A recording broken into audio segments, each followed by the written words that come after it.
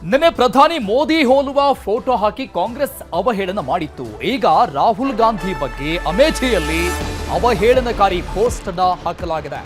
ಪಾಕಿಸ್ತಾನ ಪರ ಉಗ್ರರ ಬೆಂಬಲಿಗ ಅಂತ ಪೋಸ್ಟರ್ ಅಂಟಿಸಿರೋದು.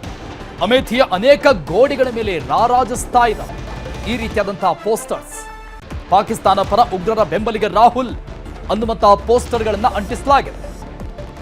ಅಮೇಠಿಯ ಅನೇಕ ಗೋಡೆಗಳ ಮೇಲೆ ಈ ರೀತಿಯಾದಂತಹ ಪೋಸ್ಟರ್ಗಳನ್ನು ಅಂಟಿಸಲಾಗಿದೆ. ಅಮೇಠಿಗೆ ಭೇಟಿ ನೀಡೋ ಹೊತ್ತಲ್ಲಿ ರಾಹುಲ್ ಬಗ್ಗೆ ಅವಹೇಳನಕಾರಿ ಪೋಸ್ಟರ್. ಲೋಕಸಭೆ ವಿರೋಧ ಪಕ್ಷದ ನಾಯಕನಿಗೆ ಒಂದು ರೀತಿಯಾದಂತಹ ಅಗೌರವ. ನಿನ್ನೆ ಪ್ರಧಾನಿ ಮೋದಿ ಅವರನ್ನ ಹೋಲುವಂತಹ ರುಂಡವಿಲ್ಲದಂತಹ ಫೋಟೋವನ್ನ ಸ್ವತಃ ಕಾಂಗ್ರೆಸ್ ಪೋಸ್ಟ್ ಮಾಡಿ ಬಹಳಷ್ಟು ಚರ್ಚೆಗೆ ಗ್ರಾಸ ಆಗಿತ್ತು ಆ ಒಂದು ವಿಚಾರ. ಈಗ ಮತ್ತೊಂದು ಪ್ರಕರಣವನ್ನ ನೋಡ್ತಾ ಇದ್ದೀವಿ. ರಾಹುಲ್ ವಿರುದ್ಧ ಅವಹೇಳನಕಾರಿ ಪೋಸ್ಟರ್. ಅಮೇಠಿಯಲ್ಲಿ ರಾರಾಜಿಸ್ತಾ ಇರುವಂತಹ ಈ ಒಂದು ಪೋಸ್ಟರ್ಗಳು ಒಂದು ಭಾಗದಲ್ಲಿ ನೋಡ್ತಾ ಇದ್ದಾರೆ. ರಾಹುಲ್ ಗಾಂಧಿ ಅವರು ಭೇಟಿಯನ್ನು ಕೊಡ್ತಾ ಇರುವಂತಹ ಸಂದರ್ಭದಲ್ಲೇ ಈ ರೀತಿಯಾಗಿ ಪೋಸ್ಟರ್ ಅಂಟಿಸಲಾಗಿದೆ. ಒಂದು ರೀತಿಯಾದಂತಹ ಅವಮಾನ, ಅಗೌರವ ಲೋಕಸಭೆಯ ವಿರೋಧ ಪಕ್ಷದ ನಾಯಕ ರಾಹುಲ್ ಗಾಂಧಿ ಅವರಿಗೆ.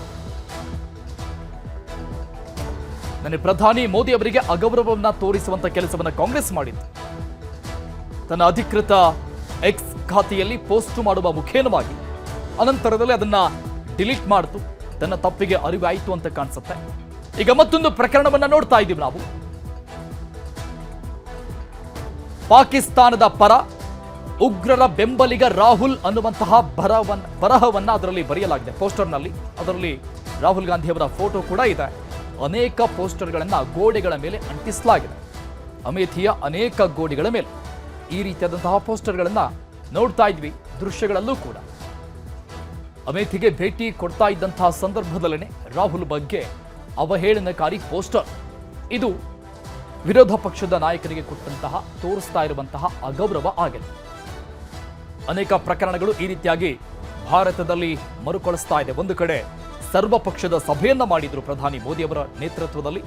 ಅಲ್ಲಿ ಎಲ್ಲರೂ ಕೂಡ ಎಲ್ಲಾ ಪಕ್ಷದ ನಾಯಕರು ಕೂಡ ಭಾಗಿಯಾಗಿ ನಾವು NDA ನೇತೃತ್ವದ ಸರ್ಕಾರದ ಯಾವುದೇ ನಿರ್ಧಾರಕ್ಕೂ ಕೂಡ ನಾವು ಬದ್ಧವಾಗಿರ್ತೀವಿ ಅನ್ನುವಂತಹ ಹೇಳಿಕೆಗಳು ಬಂತು. ಅದಾದ ಮೇಲೂ ಕೂಡ ಈ ರೀತಿಯಾದಂತಹ ಬೆಳವಣಿಗೆಗಳು ಆಗ್ತಾನೆ ಇದೆ ದೇಶದ ಒಳಗೆ.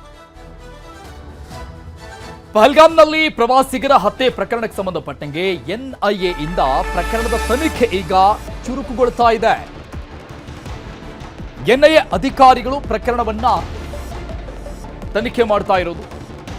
ತನಿಖೆ ಚುರುಕಾಗ್ತಾ ಇದೆ. ಪೈಸರನ್ನಲ್ಲಿ ಘಟನೆಯನ್ನ ಮರುಸೃಷ್ಟಿ ಮಾಡಿ NIA ವಿಚಾರಣೆಗೆ ಮುಂದಾಗ್ತಾ ಇರೋದು. ಏಪ್ರಿಲ್ 22ನೇ ತಾರೀಖು ಏನೆಲ್ಲ ಆಯಿತು ಪಹಲ್ಗಾಮ್ನಲ್ಲಿ ಅದನ್ನ ಮರುಸೃಷ್ಟಿ ಮಾಡಲಾಗಿದೆ. NIA ಜೊತೆ ಇರುವಂತಹ ವಿಧಿವಿಜ್ಞಾನ ತಜ್ಞರು, FSL ಅಧಿಕಾರಿಗಳು ಇನ್ನು ಘಟನಾ ಸ್ಥಳದಲ್ಲಿ ಸಾಕ್ಷಿಗಳಿಗಾಗಿ ಹುಡುಕಾಡ್ತಾ ಇದ್ದಾರೆ. 100ಕ್ಕೂ ಹೆಚ್ಚು ಜನರಿಂದ ಹೇಳಿಕೆಗಳನ್ನು ಕೂಡ ದಾಖಲಿಸಿಕೊಂಡಿದ್ದಾರೆ. ಅಂದ್ರೆ ಅಲ್ಲಿನ ಸ್ಥಳೀಯರು ಮಾಹಿತಿಯನ್ನ ಕೊಟ್ಟಿದ್ದಾರೆ NIA ಅಧಿಕಾರಿಗಳಿಗೆ. ಪ್ರತ್ಯಕ್ಷದರ್ಶಿಗಳ ಹೇಳಿಕೆ ಮೇಲೆ ಆ ಒಂದು ಘಟನೆಯ ಮರುಸೃಷ್ಟಿ ಮಾಡಲಾಗಿದೆ. 3D ಮ್ಯಾಪಿಂಗ್ ಬಳಸಿ ಘಟನೆಯ ಮರುಸೃಷ್ಟಿ. ಹೇಳಿಕೆಗಳ ಆಧಾರದ ಮೇಲೆ ಮಹಜರು ಮಾಡಲಾಗಿದೆ.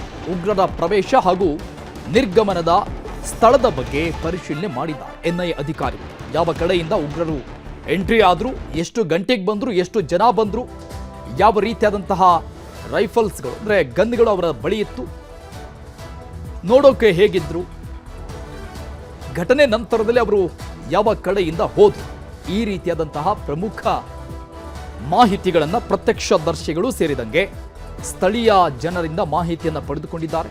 ಇನ್ನು ಪ್ರತ್ಯಕ್ಷದರ್ಶಿಗಳು ಕೊಟ್ಟಂತಹ ಮಾಹಿತಿ ಮೇರೆಗೆ ಅವತ್ತು ಅಲ್ಲಿನ ಚಿತ್ರಣ ಯಾವ ರೀತಿಯಾಗಿತ್ತು, ಎಷ್ಟು ಹೋಟೆಲ್ಸ್ಗಳು ಅಲ್ಲಿತ್ತು, ಎಷ್ಟು ಅಂಗಡಿಗಳನ್ನು ಹಾಕಿದ್ರು, ಎಷ್ಟು ಜನ ಇದ್ರು ಅಜ್ಮಾಸ್.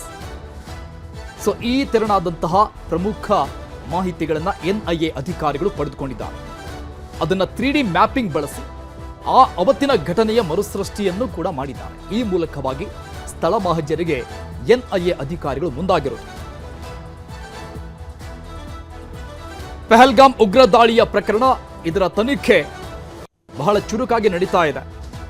ಪ್ರತ್ಯಕ್ಷದರ್ಶಿಗಳ ಹೇಳಿಕೆ ಮೇಲೆ ಘಟನೆಯ ಮರುಸೃಷ್ಟಿ ಮಾಡಿ NIA ಅಧಿಕಾರಿಗಳು ಮತ್ತೊಂದಿಷ್ಟು ಮಾಹಿತಿಗಳನ್ನು ಕಲೆ ಹಾಕುವುದಕ್ಕೆ ಮುಂದಾಗ್ತಾ ಇರೋದು. ಇನ್ನು NIA ಅಧಿಕಾರಿಗಳ ಜೊತೆಗೆ FSL ಅಧಿಕಾರಿಗಳು ಕೂಡ